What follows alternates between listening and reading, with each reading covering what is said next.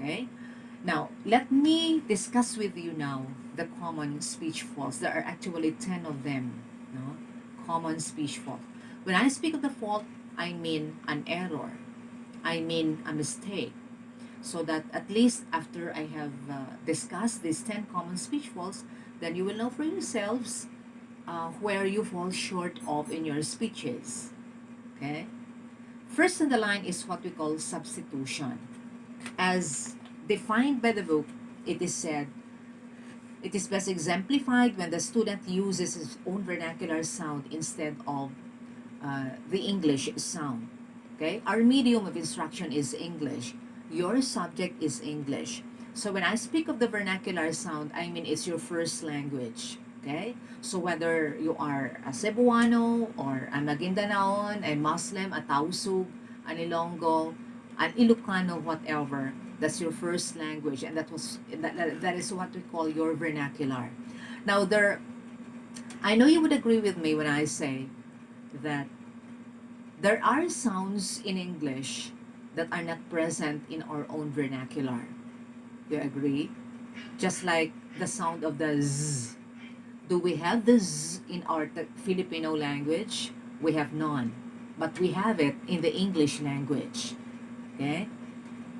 We do not also have the F sound in our vernacular. But sometimes in Filipino, that is already accepted. Right? But in our own vernacular, we do not have it. So substitution would mean, or it becomes a fault because we tend to substitute the meager sound that we have in our own vernacular, even if we speak the English way. Just like when we say, instead of saying father, because we do not have the sound of the f in our vernacular, our tendency is to say padre, right? That is what we simply mean by substitution. Okay? The second speech fault that I'm going to discuss with you is called indistinctness. The root word of the word indistinctness is distinct. So when I say in, it means it is not distinct.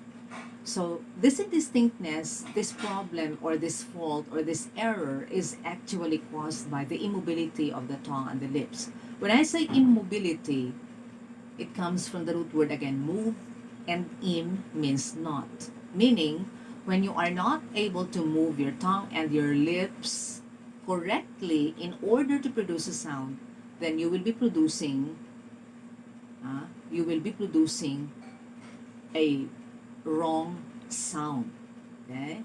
So, I'll give you a distinct example of the indistinctness. If you know of somebody who has undergone a stroke, no, that sometimes others would have a the shape of the mouth actually, no, like this, so that when they speak, they may not be able to produce the perfect sound anymore. The third speech fault that I'm going to discuss is the word intrusion. It comes from the root word intrude. You know what intrude means? Do you know what intrusion means? It has something to do, because I am talking about sounds or the utterance of words, that I am speaking of this intrusion as a sound, a distinct sound that is being inserted. No? Because an intrusion, as per defined by the book, has something to do with the incorrect insertion of unnecessary sounds to English words or phrases. Just like, for example, spoon. The word spoon starts with the letter S. But if others would say spoon, then a sound of the E is inserted before the word or before the first letter or first sound supposedly of the word spoon, and that becomes spoon. That is intrusion, insertion of unnecessary sounds. Okay? Just like, for example, in the very common word oil, right?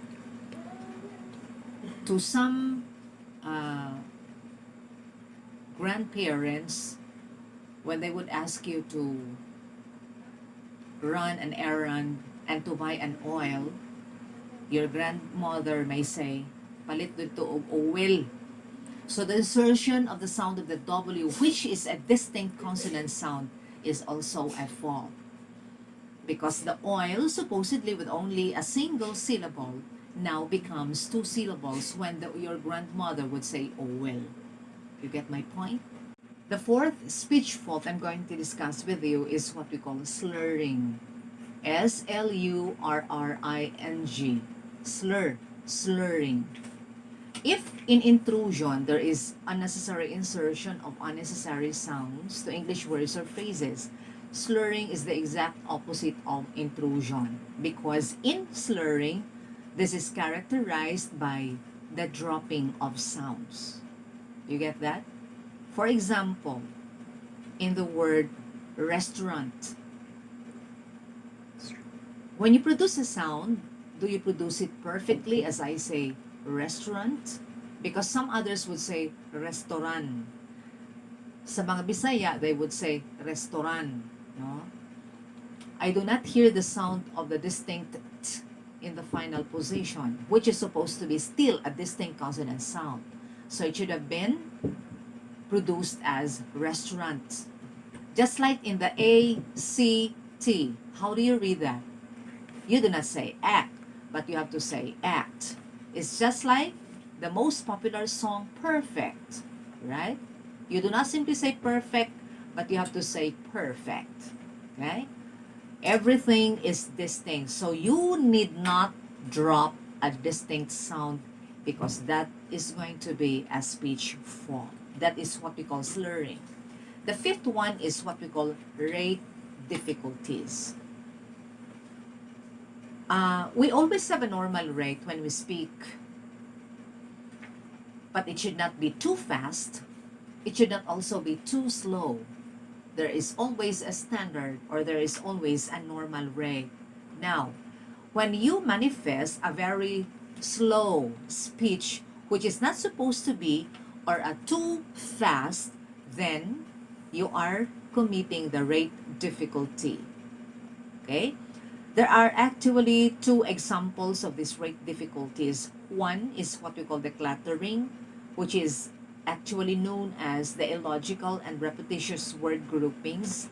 Sometimes, even if we are delivering a memorized speech, maybe an oration or a declamation, whatever, sometimes we tend to forget what we have memorized. So our tendency sometimes is to get through and through the same line.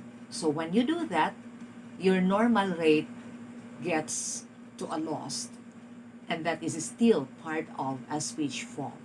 The other example is, we call it stuttering or stammering. No? These are actually two of the most serious of the rate difficulties. Number 6 is what we call the resonance difficulties. Resonance. How do you understand the term resonance? No? Well, we cannot say that every individual is gifted with a perfect speech because nobody is perfect. Okay? However, this resonance difficulty has something to do with the emission of the air through the nose instead of through the mouth. Among the 40, all in all, 40 distinct sounds I'm going to teach you, there are only but 3 consonant sounds where the air should be emitted through the nose. And these are the m, the n, and the ng sounds. No, nothing more and nothing less. Now, if, for example, a speaker tends to produce a distinct sound of the p sound, instead of through the mouth, he emits the air through the nose, then he is said to be committing the resonance difficulty. I'll give you a very concrete example to anybody who commits this resonance difficulty. If you know of a friend or anybody, a neighbor, a cousin who is a ngungo, no? They are the best examples of the resonance difficulties because everything that they say, everything that they utter is actually by the nose. So they are the best examples of these resonance difficulties. I hope you are not. 7. Phonation difficulties. This is characterized by the harshness of tone, the breathiness, and a weak, hoarse, or strained voice. These are the common manifestations of these difficulties. Anybody who can tell me that from a, let us say, a 100-meter uh, jogging activity, he can still speak the normal way. What is your tendency right from a 100-meter jogging? Your tendency is to be still doing this and that. So when you speak, you cannot speak the normal way. That's phonation difficulty. Number 8, the pitch difficulties. Symptoms of these problems are abnormally high or low pitch and monotone.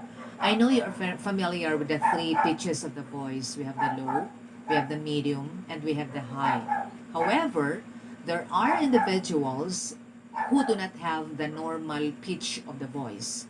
I know of one student, a previous student in the 1990s, who is a female. She has a big body built female, but she speaks like the voice of a man. I also had a teacher when I was still in the elementary grades, my Filipino teacher, but she speaks using a very high pitch that sometimes it becomes a laughing stock before. Okay? So, but there are only but few of them. So pitch difficulties has something to do with abnormally high or a low pitch, or could be a monotone. Okay, mono means one, so which means that when we speak about a monotone, you only have one pitch. Anybody of you here who wants to listen to a teacher who speaks this way, who does not know how to raise and to at least lower down his pitch of his voice, no, that's monotone. So you will feel boring to listen to any professor with that, with a monotone. Number 9, projection difficulties. Projection difficulties has something to do with, or it becomes a difficulty when, for example, you have a cough, you have an irritation of the throat, when you have a shallow breathing, or with an increased speed, with an increased loudness. In other words, when the speaker is unable to add volume to the voice without strain or tension or breathiness, then he is committing projection difficulties. Okay? Sometimes when you're invited to speak in front of a crowd, or when you would be invited to become a guest of honor and speaker, when you have a sore throat, then I suggest that you turn down the invitation. Why? Because, of course, when you have irritation of the throat, even over the microphone, and that you cannot help it, what if at the middle of your speech, no, that your throat is irritated, no, and coughing would just be there? Do you think you will not be embarrassed? So I suggest that you have to turn down the offer when you do have an irritation of the throat. The last one, interpretational and emotional difficulties. What has this to do that it becomes a difficulty, it becomes a fault? This is actually evident in a dreary mechanical enunciation in which the speaker gives no sign of responding with appropriate feelings to the thoughts he expresses. Okay?